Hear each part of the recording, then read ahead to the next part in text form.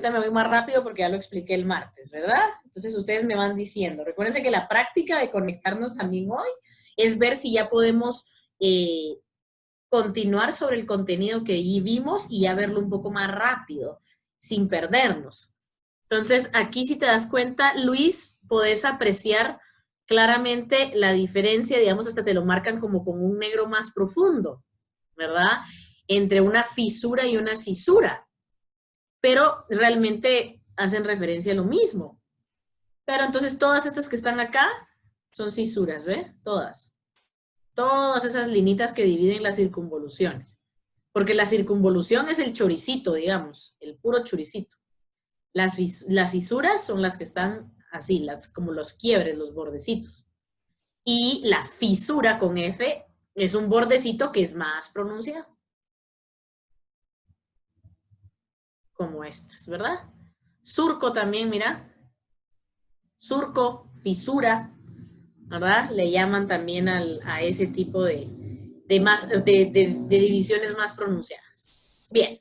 Entonces hablábamos de divisiones estructurales y divisiones funcionales. Y ya empezamos a subir el nivel. Pasamos de entender las divisiones estructurales de las estructuras, ¿verdad? Lóbulo temporal, occipital, parietal, frontal, entender que se divide el tallo cerebral en 3, mesencéfalo, bulbo raquídeo, protuberancia, también sé que lo puedo dividir en hemisferios, circunvolución, cisura, fisura, ¿sí? Todo eso es estructural. Pero cuando hablamos de lo funcional, ya nos vamos a ir específicamente a lo que hacen esas estructuras. No solo cómo están compuestas y qué orden tienen, sino que cómo están relacionadas o cómo están organizadas según función, ¿verdad? Y hablábamos, esto es importante, ¿verdad? Cómo se desarrolla el cerebro de lo caudal a lo frontal. O sea, las partes más viejas del cerebro siempre vienen de atrás para adelante. Cuando se está formando, se recuerdan que les enseñé una imagen de un embrión. Cuando hablábamos de las partes del encéfalo y entonces hablamos del prosencéfalo, el rombencéfalo, ¿sí? ¿Se recuerdan de esas? Cerebro anterior, cerebro medio y cerebro posterior. Hablamos entonces de que ese pequeño ser empieza siendo un tubo neural y ese tubo neural va a dar origen a todo el sistema nervioso y el sistema nervioso periférico, ¿verdad? Entonces, ahí, lo primero que se empieza a formar de atrás para adelante, de lo caudal a lo frontal. Y madura también de esa manera, ¿verdad? Van madurando todas estas áreas hacia acá y lo último en madurar son las cortezas prefrontales. ¿A qué edad aproximadamente terminan de madurar las cortezas prefrontales, chicos? A los 5 nos había dicho. ¿A los qué?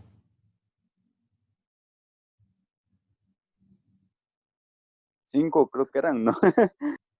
Súmale 20. Así, Carmen, eso es. A los 25, entre los 25 y los 30 años, mucha, ¿qué tal? ¿Qué tal? O sea, si estamos todavía más chiquitos de los 25 años, quiere decir que estas regiones prefrontales no han terminado de madurar, señores. Por eso es que a veces toman decisiones no tan racionales. Y a veces cuando somos adolescentes, cuando somos más jóvenes, tomamos decisiones precipitadas. Tomamos malas decisiones a veces, ¿verdad? Y hacemos todo ese tipo de cosas que nos podrán decir nuestros viejos padres, cuando seas grande lo vas a entender. ¿Saben qué es lo peor? Que tienen razón. Por más que no me guste, tienen razón. No solo por la experiencia del aprendizaje, sino que neurofisiológicamente hablando, también tienen razón. O sea, vamos a entenderlo y a procesarlo distinto porque estas áreas prefrontales ya van a estar maduras para cuando estemos más grandes.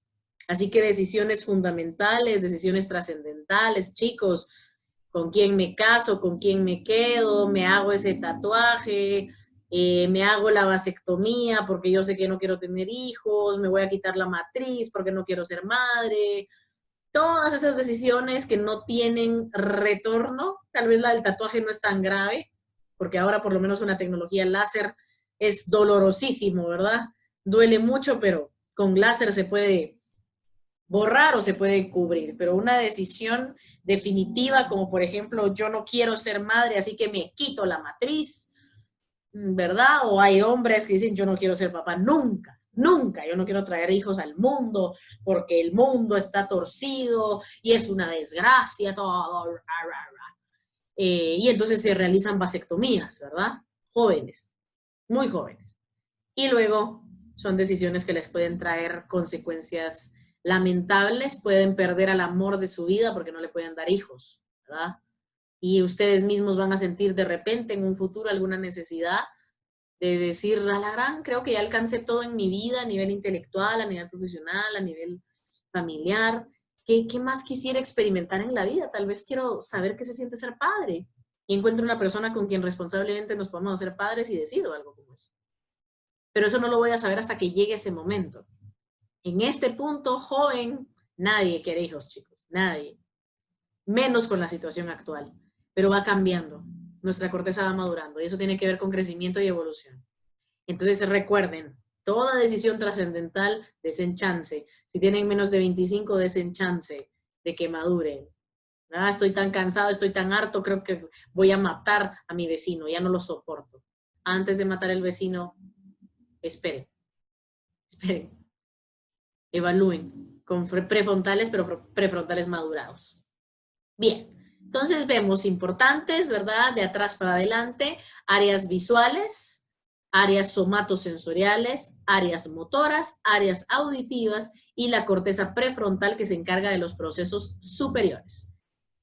Todo el proceso racional superior. Entonces, con el occipital miro, con el parietal siento, con el frontal me muevo, con el temporal escucho. Si nos vamos únicamente a lo sensorial motor, ¿verdad? A la parte somática. Vamos a pensar únicamente en esas funciones. Y además resaltadas desde importantes que les hemos mencionado varias veces, las áreas del lenguaje. Wernicke, que comprende el lenguaje, y Broca, que lo produce. ¿Verdad? Vámonos rapidito con eso. Hablamos de cognición, hicimos bastante de la parte de la clase para entender cognición. Revisemos hoy esa definición que ya como bastante extendido con todos los ejemplos revisamos ayer. ¿Qué es cognición? Facultad de un ser vivo para procesar información a partir de la percepción, la experiencia y las características subjetivas que permiten valorar la información, ¿verdad? Aquí me están mencionando esto 2 veces. La percepción es la valoración que yo le doy a la información, ¿sí? Cuando yo le doy como ese significado. ¿Cómo le doy ese significado? A partir de las experiencias y las características, ¿verdad? Bien. Consiste en procesos, cuando hablamos de cognición, vamos a pensar siempre en procesos cognitivos. Aprendizaje, razonamiento, atención, memoria, resolución de problemas, lenguaje, toma de decisiones. ¿Sí?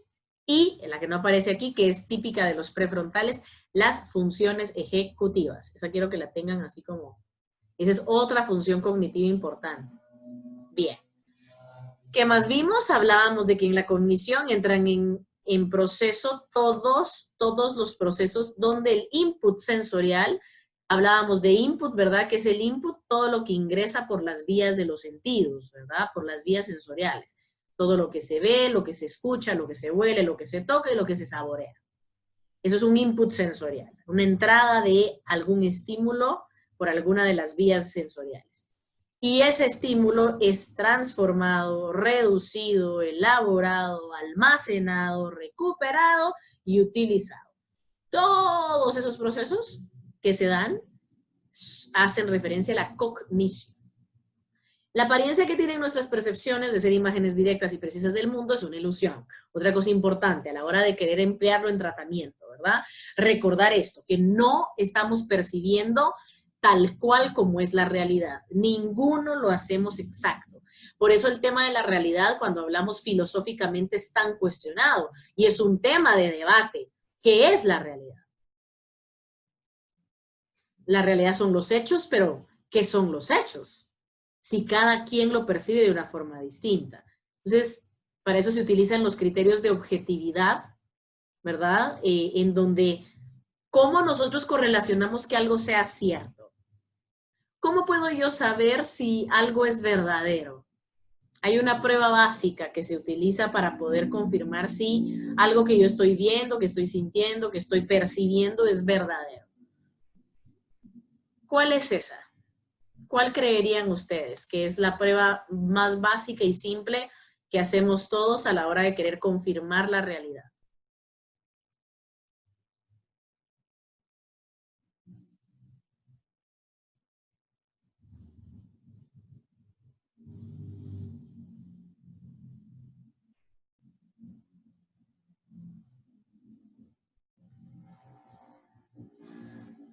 ¿Ni idea? Pregunto otra vez, ¿no se entendió? ¿O no saben?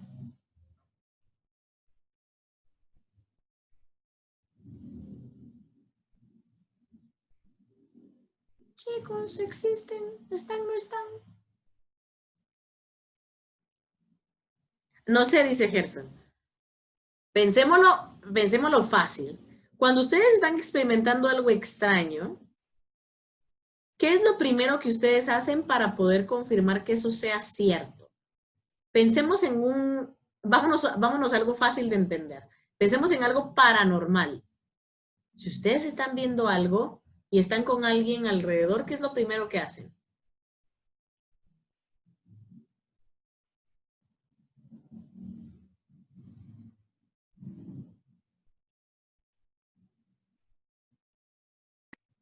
Preguntar si también lo está viendo o no. Excelente, esa era la que estaba esperando, así de simple. La prueba de realidad más básica es el uso de la otredad, así se le llama. ¿A qué se le llama otredad? A los otros. Una cosa es el mundo mío, mi mundo interno, mi realidad personal, y otra cosa es la realidad de los otros, y la tercera realidad es la realidad del mundo. Estos son temas filosóficos, ¿verdad? Pero así es, así de simple. Lo primero que yo haría a la hora de estar viendo algo extraño es, vos, ¿estás viendo lo mismo que yo? ¿Qué cosa, man? Allá en la esquina, mira. Ah, sí, vos, ¿qué es eso? Eso quiere decir que esa sensación visual, esa percepción que tenemos juntos, es de algo que sí está ahí. ¿Qué les podría a ustedes, si es que hablar de realidad es interesante, qué les podría a ustedes decir que realmente este momento es real? Que yo existo y yo estoy aquí dándoles clase.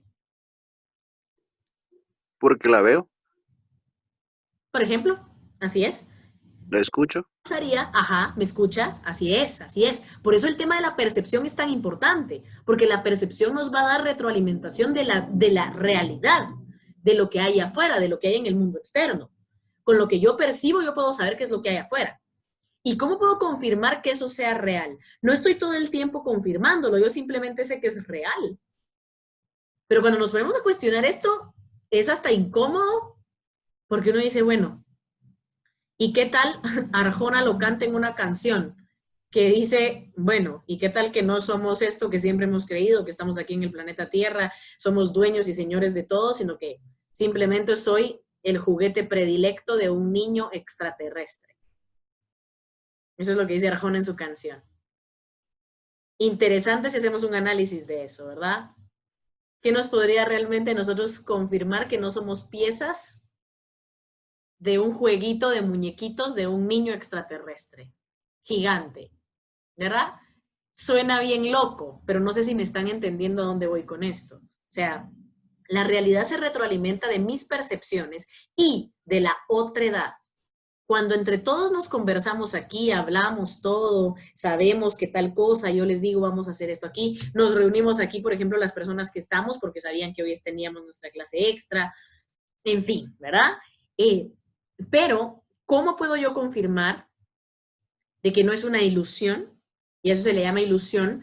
Vamos a hablar de esto porque tenemos que ver neurofisiología de la percepción también y de la percepción alterada. Es decir, cuando vamos a trabajar alucinaciones, delirios y todos los síntomas psicóticos. Vamos a entender entonces, por eso saber el tema de la percepción y entender cómo funciona y saber cuál es el aval inmediato, que es el otro es el que me ayuda a reconocer una realidad. Y esa es una de las bases principales por las que nuestro trabajo terapéutico funciona. porque nosotros vamos a fungir como ese otro que le ayuda al paciente a poner en discusión su realidad, ¿verdad? A saber desde dónde lo está entendiendo y que no es tan directa, no es tan precisa, ¿verdad? Así como él está entendiendo, sino que es más bien una ilusión. Si es una ilusión positiva y me está haciendo bien, listo. ¿A qué le llamo a esto una ilusión positiva que me está haciendo bien? Por ejemplo, sabemos que Guatemala es un país complicadísimo para vivir, chicos. O sea, un país con gobernantes corruptos, un país en donde todo se lo roban y la gente se muere porque el sistema de salud ha estado colapsado, no por coronavirus, sino que ha estado colapsado por años, producto de la corrupción. Entonces es duro vivir en Guatemala. Es duro, es difícil. Pero a pesar de eso, por ejemplo, yo puedo tener una percepción de mi país como que sigue siendo el país más bello del mundo.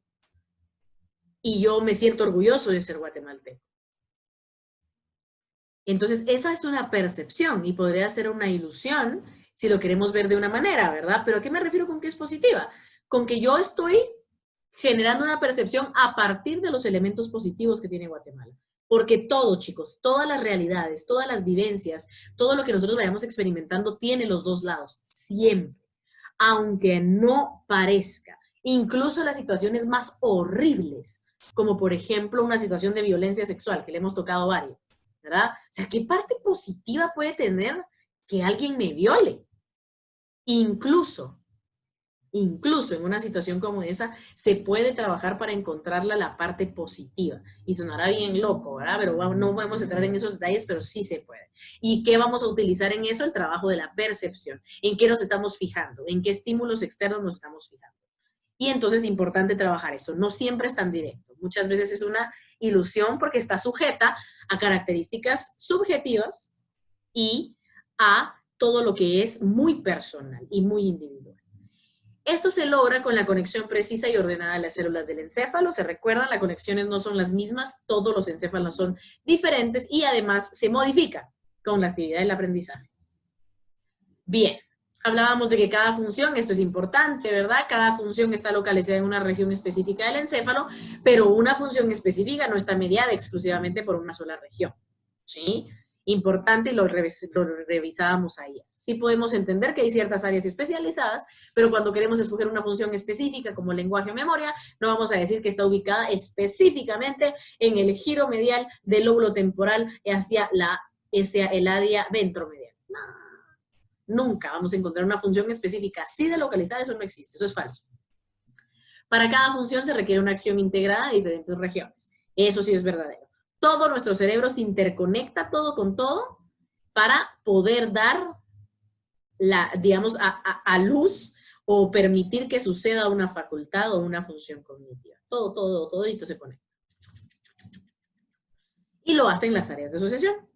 Se recuerdan que hablamos de 3 tipos de áreas también. Primarias, secundarias y de asociación. Las áreas primarias, las áreas secundarias, las áreas de asociación. ¿Sí? Bien. Ahí tenemos otra disposición, ¿verdad? De cómo está dividida esa corteza, lóbulo temporal, parietal, frontal, occipital, áreas psicovisuales, áreas psicosomáticas, áreas de psicomotricidad, ¿sí? Y las áreas auditivas, ¿verdad? Todo lo que es percepción. En cuanto a la sensibilidad, ¿verdad?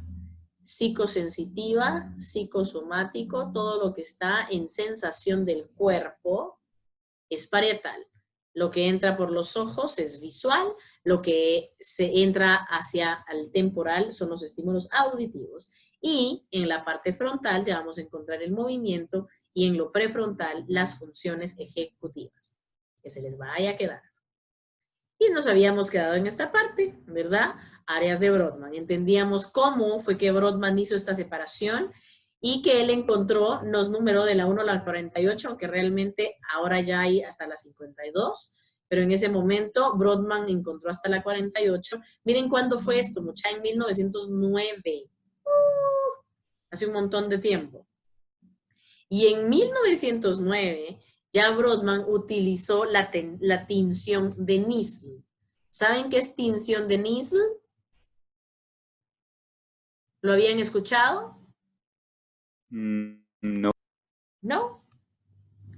Me hubiera sorprendido si sí, la verdad, porque es un término muy... bueno. Es un término muy específico, pero van a entender ahora porque uno se pregunta.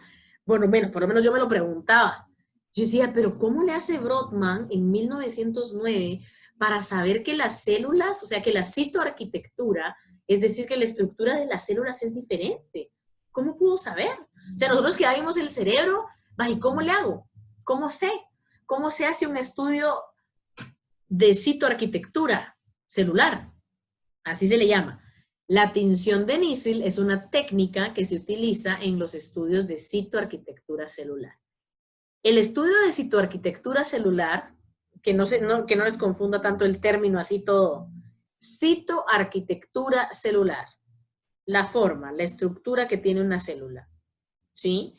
¿Cómo es esa célula? ¿Es redonda, es cuadrada, es triangular, tiene pelitos, es alargada? ¿Cómo es la célula? ¿Sí? Eso es un estudio de citoarquitectura celular. Y lo hacen todas las ciencias biológicas. Porque todas las ciencias, lo que estudian, cuando se estudian tejidos, ¿verdad? La citología, veamos, vamos a ir a ese término, la cito, todo lo que tienen que esto es cito, tiene que ver con tejido. Y hay una ciencia que se dedica al estudio de los tejidos y se llama citología, ¿sí?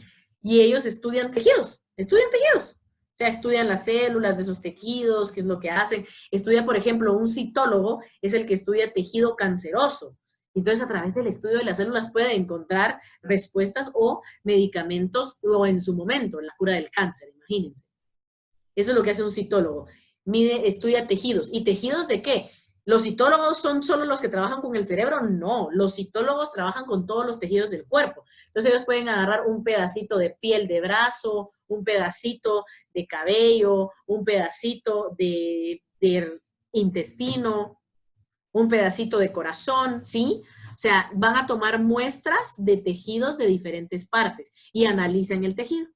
Entonces, para poder hacer esto, se tuvo que utilizar citología, ¿verdad?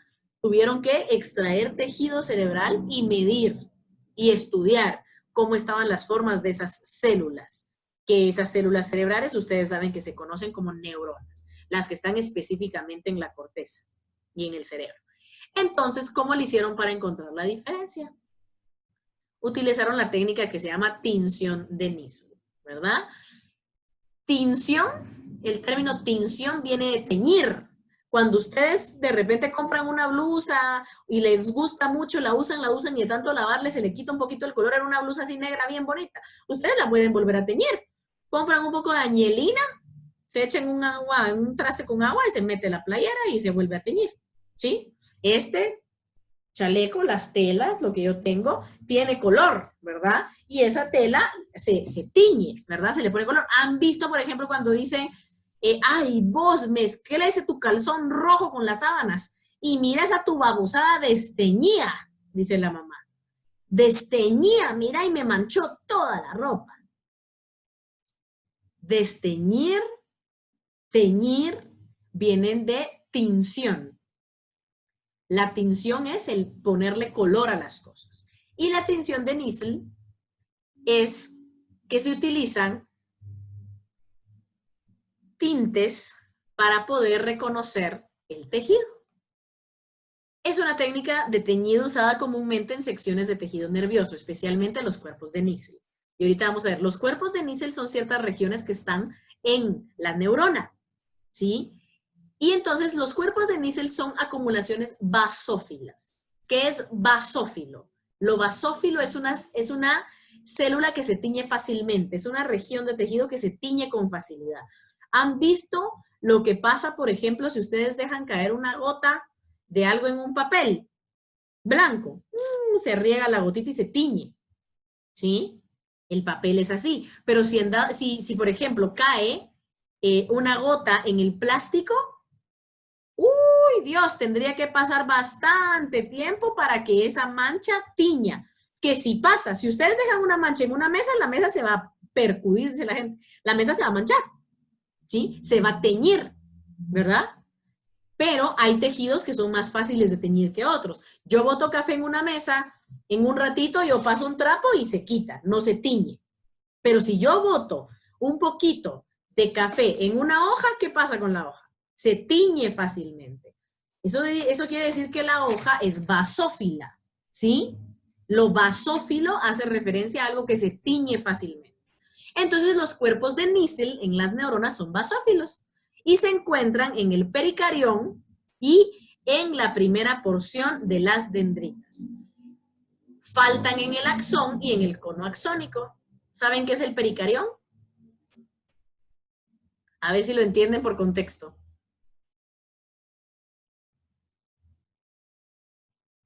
Pericarión. ¿Qué es pericarión? ¿A qué le suena? Miren la definición y me dicen a qué le suena pericarión.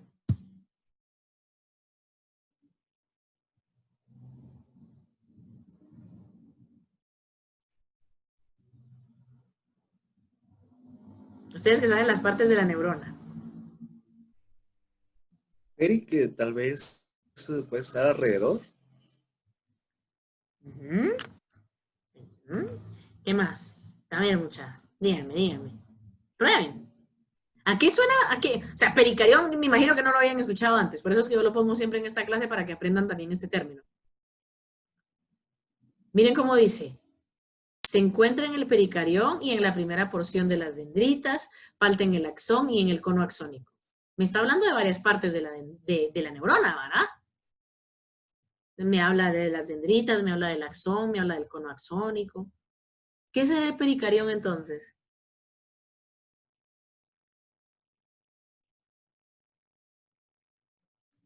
Miren la imagen. Hay cuerpos de níquel en el pericarión, pero no hay en el axón. ¿Qué será el pericarión? Asocien. Prueben, no hay respuesta mala, yo les digo.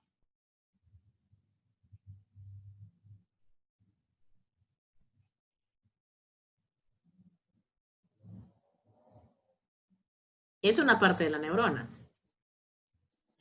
¿Es lo central, tal vez? No. ¿Y cómo se llama?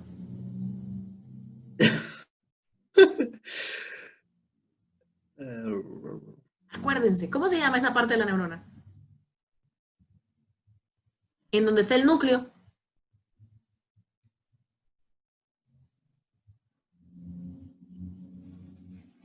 Pregunta de examen, mucha, fijo. A ver, en el chat. ¡École, Daniela! ¡El cuerpo! ¡Así es! ¡El cuerpo de la neurona!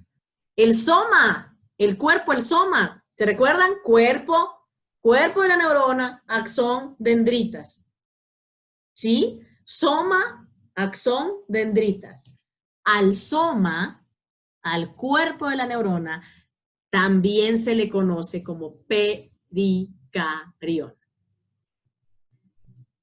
En esta clase, en este curso, es en donde ustedes van aprendiendo todos estos términos nuevos, porque apenas si uno sabía que la neurona se llama neurona y apenas me sé sus partes, ustedes que no se acuerdan porque eso lo vieron en filogenia, la neurona, ¿verdad? Las partes de la neurona, pero ¿para qué nos sirve tener todo ese tiempo recordado? Porque si no, yo leo este texto y no lo entiendo.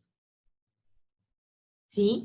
Ahora que ya saben, el pericarión es el otro nombre que recibe el soma.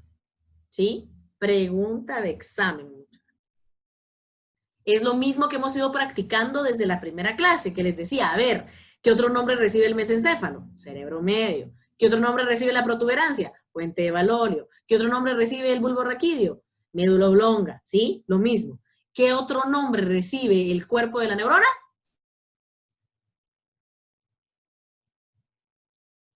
Pericardio. ¡Cale!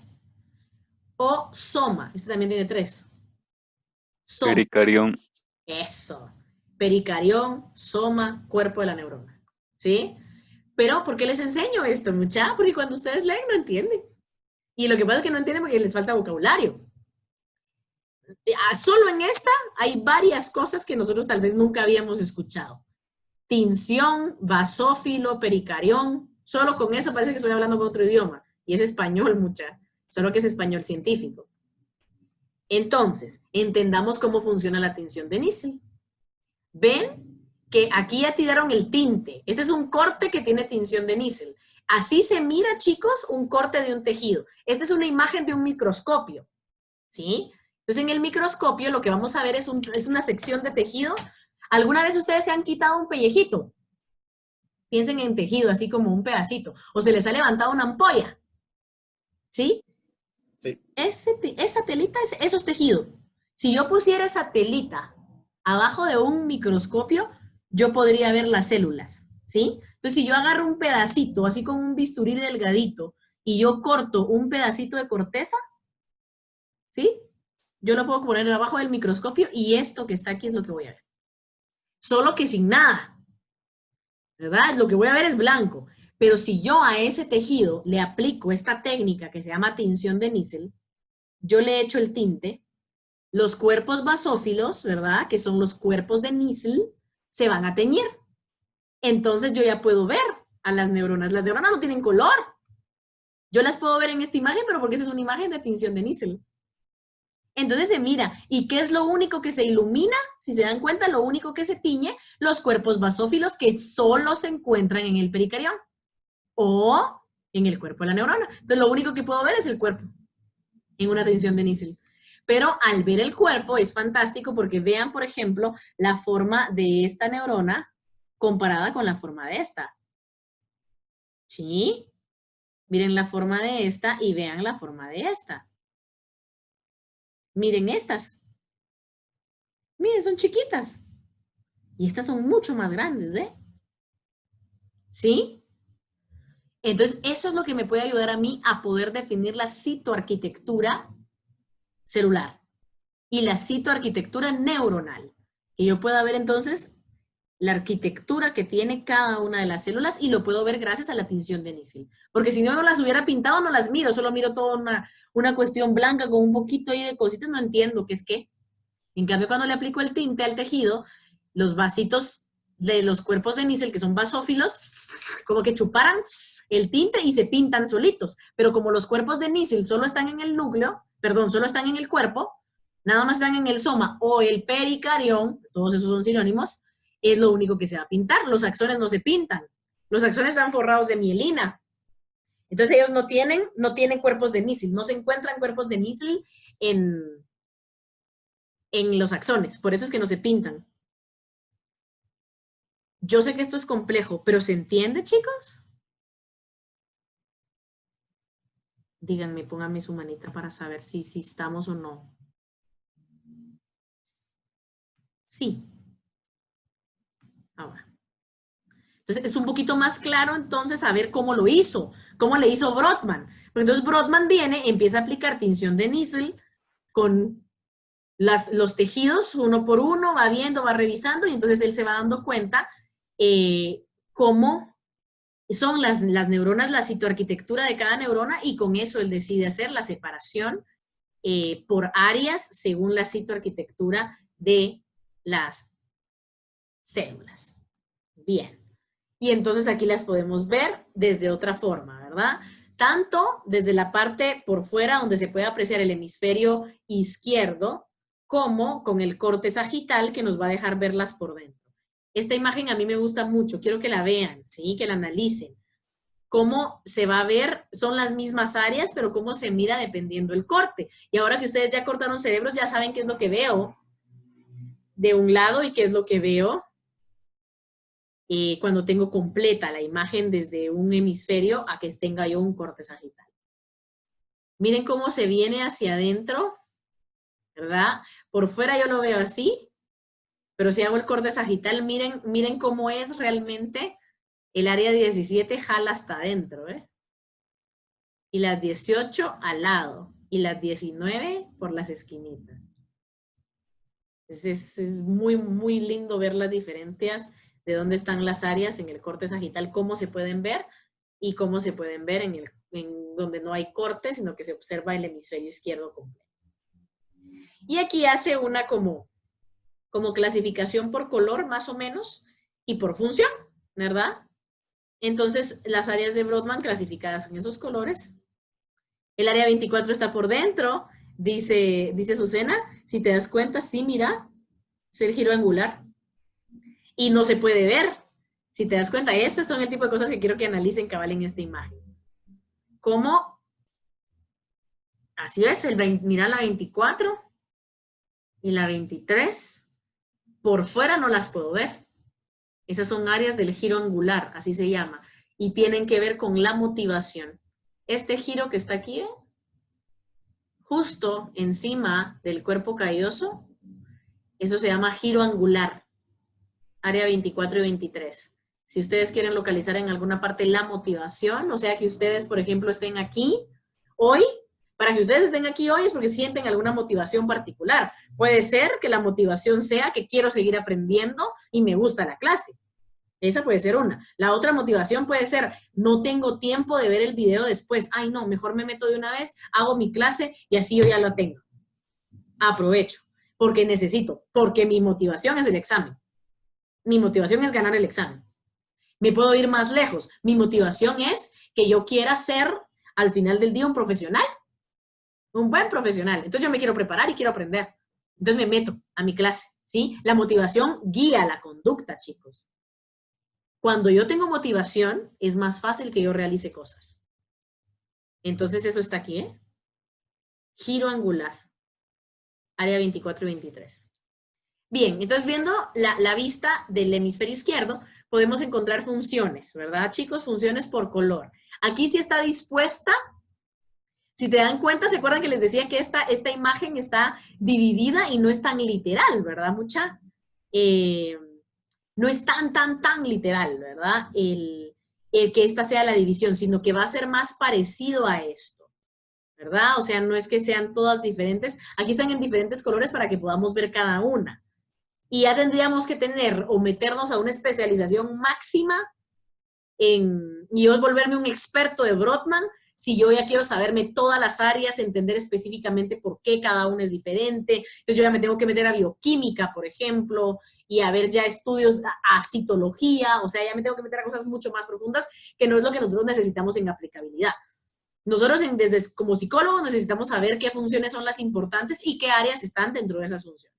Por ejemplo, funciones ejecutivas, vamos a encontrar siempre la parte prefrontal, ¿verdad? Funciones motoras, funciones somatosensoriales, funciones visuales, ¿verdad? Atención, miren por allí el giro 39 que tiene que ver con lo atencional, así es.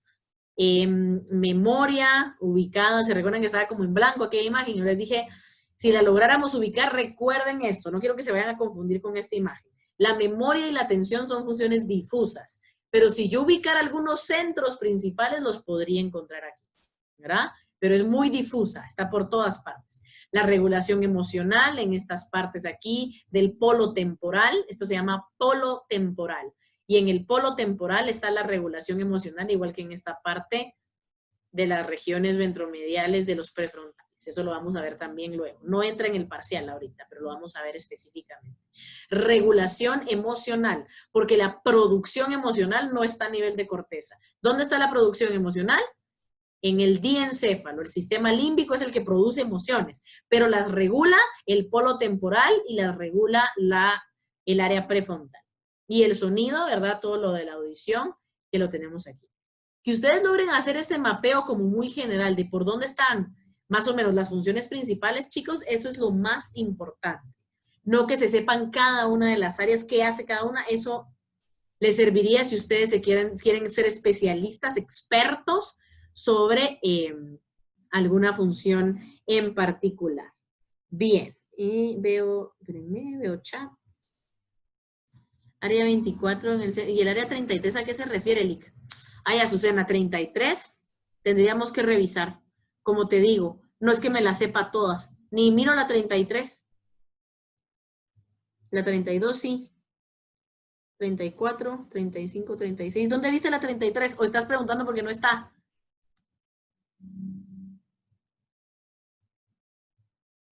¿Dónde la viste, Azucena? Es que está chiquita, dice, ¿va? ¿Dónde está? Ni yo la miro, pero se me ocurre no es. ¿No está el cuerpo calloso? Ah, sí pues, esta miniaturita. Abajo del giro angular. Habría que ver exactamente, ya la vi. Habría que buscar, como les digo, chicos, son tantas, yo les mentiría que yo no soy una experta de Brodmann. O sea, dentro de los neurocientíficos, imagínense, mucha. O sea, es tanta información de todo que podemos ser especialistas en neurociencias, en alguna neurociencia, Porque los neurofisiólogos sabrán de neurofisiología, los neurólogos sabrán de neurología, los neuropsicólogos sabemos de neuropsicología. Todos tenemos conocimientos en neurociencias básicos, obviamente, pero ya yo tendría que irme con algún experto en áreas de Brodmann que te pueda decir así, de dientes para afuera, qué hacen todas. Pero podemos buscar, ¿verdad? Habría que buscar. Y te lo explico. A ver qué hace.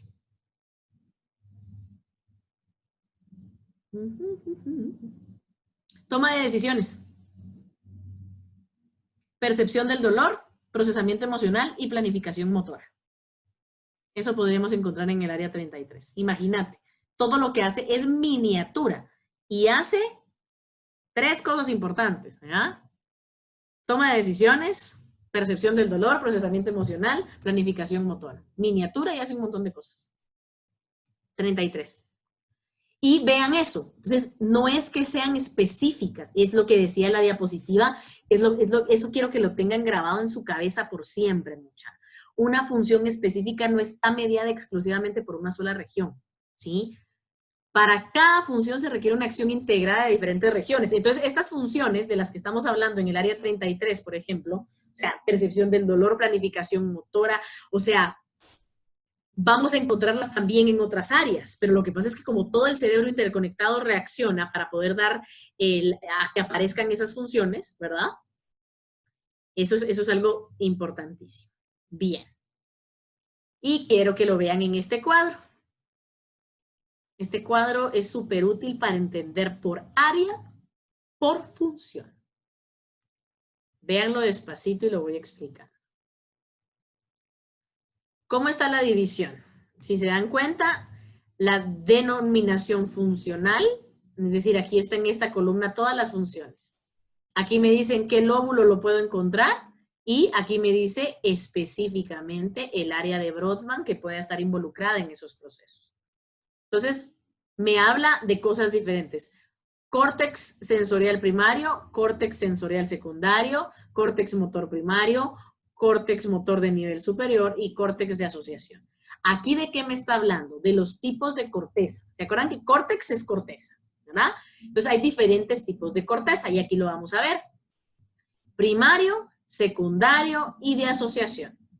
Esos son los que cuando hablamos de lo sensorial y de lo motor, siempre vamos a hacer esta separación, ¿ya vieron? Se separa siempre lo sensorial y se separa lo motor. ¿Sí? Una cosa es lo sensorial, otra cosa es lo motor, pero ambos tienen el primario y el secundario. Aquí donde dice nivel superior hace referencia a lo secundario. Es otra forma de llamarlo. También le pueden llamar área motora secundaria, pero se le conoce mejor como premotora, ¿verdad? Entonces, sensorial, primario secundario, motor primario secundario y las grandes áreas de asociación. Entonces aquí van a ver en este cuadro está buenísimo para estudiar. Van a poder ver en este cuadro que nosotros podemos presenciar que en el córtex sensorial primario vamos a encontrar que en el lóbulo parietal, occipital y temporal, específicamente su área de Brodmann 1, 2 y 3, en el occipital 17 y en el temporal 41, 42. Entonces, cuando estamos en esta parte, nosotros podríamos entender por qué yo les decía, quiero que le pongan atención. ¿Se recuerdan que yo les mencioné ayer utilizando ya esta imagen y les hablé de corteza primaria visual, corteza secundaria y corteza terciaria o multimodal? Ahora véanlo en el cuadro. Primario, sensorial primario, visual 17. Sensorial secundario, visual 18. Y 19 también, ¿verdad? Porque las secundarias también, es que eso es lo que también confunde un montón, ¿va? Pero bueno, dentro de la asociación ya no nos aparece específicamente la visual solita, pero vean, se repite. La considera dentro de las secundarias, pero también es un área de asociación. Y vean, ¿se acuerdan como les decía yo? Lo parieto temporo occipital, temporo parieto occipital, occipito temporo parietal, o sea, estas regiones, ¿sí? Parieto, occipito, temporal, son puras regiones de asociación. Vamos despacio otra vez. Primario. Somatosensorial, visual, auditivo. Las primarias, si es somatosensorial, sabemos que es parietal. Si es visual, sabemos que es occipital. Y si es auditivo, que es temporal. ¿Sí? Cuando vamos en cuanto al óvulo. Si nos vamos específico al área de Brodmann, si es primario somatosensorial, 1, 2 y 3. Primario visual, 17. Y primario auditivo, 41, 42. Que también el área auditiva primaria recibe el nombre de quien la descubrió, que es Heschel. Área de Heschel se le conoce también a la 41-42, que es la primaria auditiva. ¿Sí? Ahora secundario. No tienen que quedárseles de memoria, chicos. Lo que a mí me interesa es que ustedes sepan que existen 3 tipos de cortezas y que reconozcan cuáles son las que, y qué hace cada una, que a eso vamos a ir también. Aprecien su tabla, no se les tiene que quedar de memoria, pero sí podemos ver, por ejemplo, lo que les decía, secundarias del córtex parietal, 5 y 7, ¿verdad? Secundaria del auditivo, 22, ¿verdad? Somatosensorial, la secundaria se considera la 2 también, ¿verdad? Pero aparece también la 5 y 7. Motor primario, es el área número 4. ¿Sí?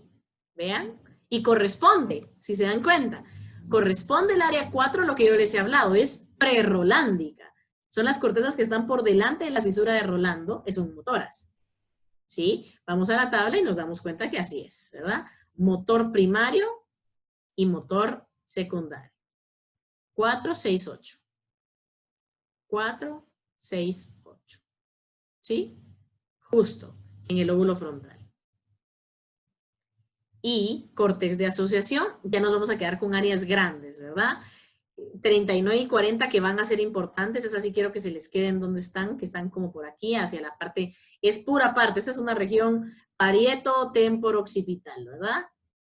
Estas dos son importantes, giro lingual y giro angular, eso lo vamos a ver después, no se les tiene que quedar ahorita. Y 19, 21, 22, o sea, todas esas regiones que están en esa parte como de en medio. La 6, por ejemplo, que va a ser, vean, prefrontal, conducta cognitiva, planificación motora. Ahí pienso en esta parte, en la región 6, pienso lo que quiero hacer, pienso cómo me quiero mover, pienso cuál va a ser mi mejor jugada, ¿sí? Calculo, por ejemplo, aquí en esta área de asociación es el área que va a estar trabajando en la interconectividad entre lo frontal y lo motor para poder, por ejemplo, echar el gol cuando me toca hacer el penal. Yo estoy en el penal, estoy pensando, estoy midiendo, estoy haciendo cálculos perfectos, porque mi cerebro es perfecto. Y estoy haciendo, y con base a toda la práctica que he hecho tirando penales, yo calculo de qué forma le quiero tirar a la pelota, porque ya calculé también al portero, para dónde es que se tira más. Entonces, ¿cómo voy a burlar al portero? Los que juegan fútbol, este ejemplo les puede servir mucho, ¿verdad? Porque entonces, ¿cuál es el área de asociación? La 6, ¿verdad? Asocia todos los pensamientos, lo racional, la planeación, que eso es ejecutivo, con la conducta motora, y además vincula con todas las áreas relacionadas en todo esto que tienen que ver con memoria, donde está mi aprendizaje, ¿verdad? Mi aprendizaje a patear la pelota bien. Bien, ¿se entiende esta tabla, chicos? Se las voy a dejar un segundito para que la vean, ¿sí? Para que la digieran. Véanla, entiéndanla y pregúntenme.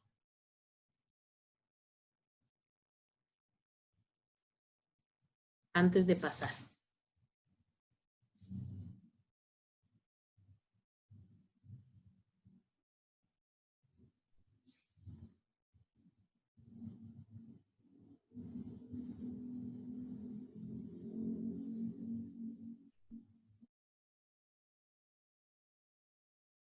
Clic. Dime, dime.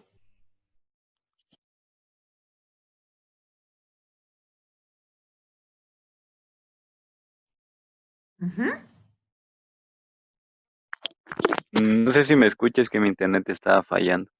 Ahorita sí te escucho. Dime, Luis. Todavía como que no logro entender. Todavía como que no sé. Entonces son corteza primaria, secundaria y la tercera solo es asociaciones. La tercera es como que la que comprime todo, por así decirlo. No, La no que sé. conecta todo con todo. Y la, Ajá. y la primaria, no, no sé. Ahorita voy a Y la explicar. primaria y secundaria, que son como que las más funcionales. Ahorita. Me gusta lo que estás produciendo. Por eso quería que dejara. Ahorita voy. Tenés esa duda porque no lo he explicado. Pero ahorita lo voy a explicar. Y eso, con eso vamos a cerrar hoy. Vamos a ver la pregunta de Carmen.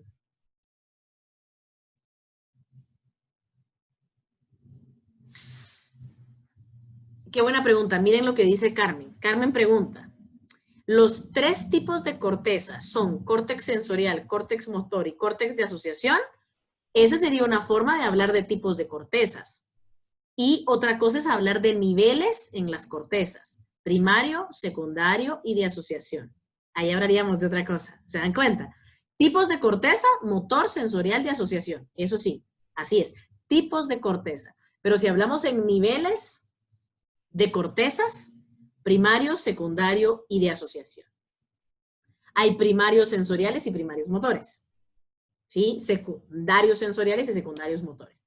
Entonces, son diferentes clasificaciones, pero, por ejemplo, si yo les coloco una pregunta, escriba los 3 tipos de corteza, y ustedes me colocan corteza motora, corteza sensorial y corteza de asociación, es correcto. Si ustedes me llegaran a colocar corteza primaria, corteza secundaria y corteza de asociación, es correcto, ¿sí? Lo que pasa es que está visto de diferente perspectiva, pero son tipos de corteza o niveles de corteza, pero lo van a encontrar también como tipos de las dos formas. Entonces no sería justo que yo me voy a poner toda rígida con que uno es niveles y otros son tipos, porque lo van a encontrar de las dos formas para las dos formas. Y ahorita voy a explicar cabal lo que está preguntando Luis para que cerremos con eso y nos quedemos clarísimos.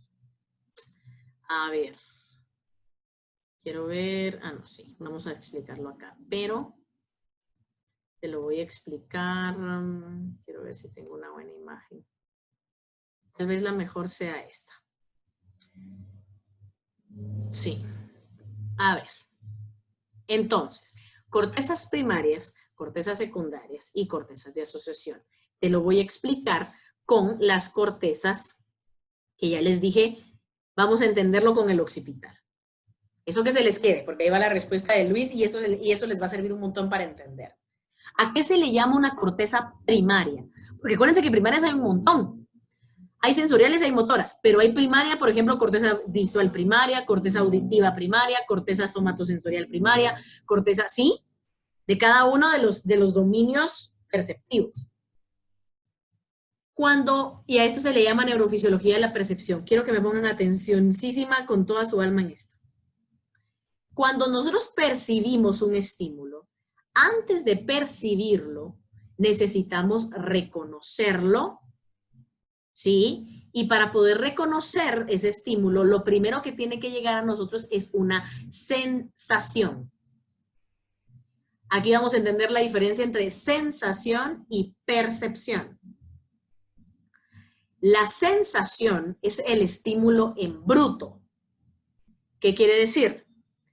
Las áreas primarias lo que reciben es el estímulo en bruto. ¿A qué me refiero? Va a recibir, vamos a hacerlo con algo simple. Y van a hacerlo conmigo. Espérense que me estoy moviendo con mi cita, porque no me quiero parar. Me van a responder. ¿Qué es esto? La guitarra. Para que me hayan podido responder que es una guitarra, ustedes ya tuvieron que haber percibido, ¿sí? Pero para percibir, tuvieron que haber hecho todo un ejercicio previo en sensación. Ustedes, lo que llega primero a su cerebro es nada más la imagen, ¿sí? Lo que va a llegar es una imagen que tiene forma, que tiene color, que tiene características. Es una imagen que tiene una curva, es color negro, tiene una cuestión un poco alargada hacia arriba, tiene cuerdas, y si vamos a incorporar otra modalidad sensorial, suena, ¿sí? Yo puedo escuchar, si cierran los ojos, si han escuchado guitarras antes, van a saber que así suena, ¿sí? Pero vamos a quedarnos una modalidad a la vez. Vamos con lo visual. Cuando yo se los enseño, la sensación es la imagen que llega a su corteza visual primaria. Una imagen que no es nada, simplemente es una imagen que tiene características. Negro, curva, alargado, círculo en el centro, rayitas, rayitas. ¿Sí? Y además está también, la imagen está, esto es un objeto y ustedes también están viendo que yo estoy en relación con el objeto y que el objeto yo lo puedo tocar. Eso también está dentro de todo lo que está llegando en la imagen. Pero es una imagen, no es nada. Eso es la sensación, la imagen pura. Y eso llegó a su corteza visual primaria. La corteza visual primaria no hace más que recibir el estímulo, pero la corteza visual primaria no sabe ni siquiera qué es. La corteza visual primaria sabe que es una imagen. Eso es lo que reconoce. ¿Qué es una imagen? Reconoce color, reconoce forma, reconoce, ¿sí? Características de esa imagen. Eso hace la corteza visual primaria. Ahora, para llegar a para que ustedes puedan decir en su cabeza una guitarra, eso ya es percepción. Yo le doy significado a ese estímulo. Yo le doy valoración a esa información. Yo ya le puedo decir, sí, pues, uniendo todas las partes de eso que estoy notando, porque mi corteza visual primaria 17 logró reconocer el círculo, la cosa alargada, las limitas, la forma curva, como la cinturita de aquí, logró ver que de aquí es más ancha, que de aquí es más angosta, que esto es más alargado, si yo lo bajo logro ver en donde se agarran las cuerdas, ¿sí? Todas esas características de esa imagen las está percibiendo, las está recibiendo, mejor, no voy a utilizar el término percepción hasta llegar a las secundarias, las está recibiendo la corteza visual primaria. Eso es sensación, chicos, el poder ver la imagen nada más. Si me voy a la sensación en la corteza auditiva primaria, lo que llega es un sonido. La sensación es sonido, no más. Es el sonido de una guitarra. Eso ya es secundario. Este sonido que están escuchando ahorita es un sonido. Eso es en la corteza primaria, sonido. Diferencia el sonido de la imagen, por ejemplo. Eso hacen las primarias. Clasifican los tipos de estímulos y cada región tiene su forma para poder identificarlos. El sonido es agradable. Aquí no tiene chiste. Pero si yo tirara algún acorde, si yo pusiera algún acorde bonito, y eso ya suena bien, ¿verdad? Por ejemplo, que yo obviamente no puedo tocar guitarra. No sé, ni se crean. Pero si yo supiera tocar guitarra y yo toco ya algo melodioso, yo ya voy a poder clasificar ese sonido como música, por ejemplo. O en este caso, están escuchando el sonido de mi voz, área auditiva primaria, llega el sonido. En las secundarias ustedes perciben que es mi voz. Si ustedes cerraran los ojos, ustedes están en otro lado y les llega una nota, cuando han recibido las notas de voz en el chat que yo a veces les he mandado, saben que soy yo, pero porque reconocen mi voz. Eso ya es percepción y eso ya es secundario junto con asociación. Entonces, primaria, cortezas primarias, la sensación, el estímulo en bruto. Cortezas secundarias, la percepción, ¿qué es? Y yo puedo decir, eso que estoy viendo es una guitarra. Ya lo digo dentro de mí. Entonces, ¿qué hago? Ya la percepción, por eso es que van a ver que las secundarias se mezclan en el cuadro a veces y van a aparecer con las multimodales. Pero yo ya percibo, yo ya puedo entender entonces qué es esa imagen y entonces ya puedo llegar a la última, a la de asociación, que es la que ya le va a terminar de dar toda la completa como formación al proceso perceptivo. Que ya no solo es reconocer, porque la percepción es reconocer, ¿verdad? Sino que ya es valorar.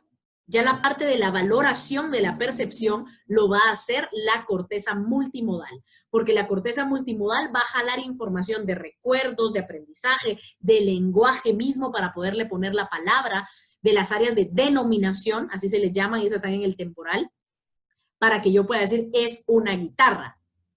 Eso tiene que ver con las áreas de denominación. Y es una guitarra bonita. Y entonces, ¿qué recuerdos les puede traer a ustedes la guitarra? A algunas personas se irán al momento en el que les llevaron serenata. Otros irán al momento en el que llevó serenata su traida y la traida lo despreció. Otros se irán al momento en donde han escuchado música buena de algún grupo que les gusta. Otros irán a que sus papás son guitarristas. Otros se irán a que han visto una vez en una presentación escolar a uno de sus compañeros tocar guitarra. ¿Qué sé yo? Cada uno tiene asociaciones con el concepto guitarra y con la imagen. Esto es una imagen neutra, ¿verdad? Es una guitarra. Pero, por ejemplo, ¿cómo voy a lograr percibir yo si les muestro una imagen, por ejemplo, de una cucaracha? ¿Sí? Habrán algunos que solo dirán así, no. Otros que dicen, ¡ah, me da miedo! Otros que dicen, ¡ala, qué asco! Diferente. Eso lo está haciendo su corteza de asociación multimodal. Pero primero, llega la imagen, la figura, con unas antenitas así como alargadita y unas cositas que se le extienden. Paso a secundarias. Ya percibo y entiendo que la imagen es una cucaracha, es un insecto. Y ya que sé que es una cucaracha, me voy a las terciarias, y las terciarias con asociación multimodal, recuerdos, emociones, información, áreas de denominación, cucaracha, ¡eh! ¿Sí? Eso ya es multimodal. Así funcionan, y cada una de las áreas perceptivas tienen ese mismo proceso. Otro ejemplo, auditivo. Yo estoy ahí como, ay, casual, va en la clase, piensen cuando estábamos presenciales, entonces piensen en el docente que más difícil han tenido, que los exámenes más feos hace, no explica nada y evalúa exámenes súper difíciles. Y ustedes están bla, bla, bla, están volteados, distraídos y escuchan una voz. Jóvenes, escritorios en fila, tenemos examen. ¿Sí? ¡Bum! Detona la ansiedad. Eso fue corteza auditiva primaria, reconoce primero el sonido. Cuando yo reconozco el sonido, ¿ustedes han visto qué pasa cuando hay un sonido? En algún lado, la gente voltea hacia el sonido. Se cae así como ¡bum!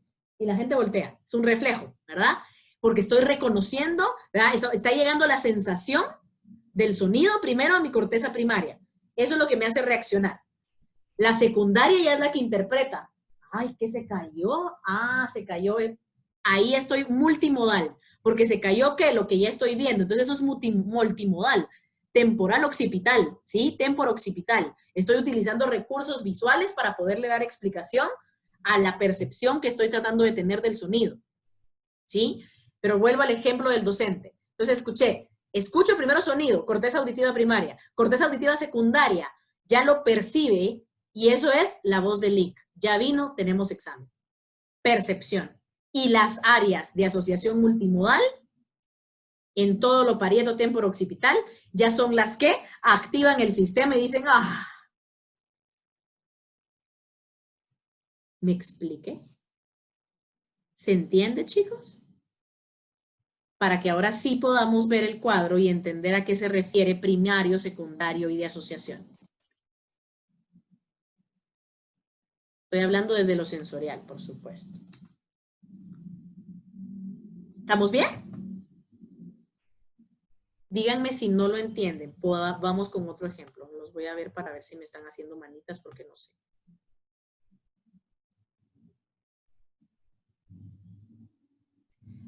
¿Sí? Súper. Entonces, sí, Lick, ya ahorita. Mejor. No, que sí, ya ahorita quedó re bien la explicación, ya. Buenísima explicación, Lick, gracias. Qué bueno. Entonces quiero que hagan algo ahorita en su cuaderno, chicos, para que les sirva para estudiar. ¿Qué quiero que hagan? Tienen ahí su cuadernito, sus hojitas a la mano donde están tomando notas. Escriban. Corteza primaria. Flechita. Sensación.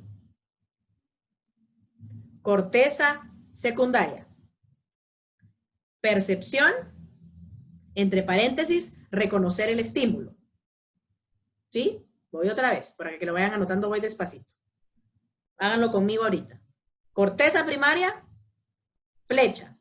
Sensación, entre paréntesis, estímulo en bruto. ¿A qué se refiere en bruto? Aunque no está procesado, es el puro estímulo, así tal cual, no es nada, solo es un estímulo.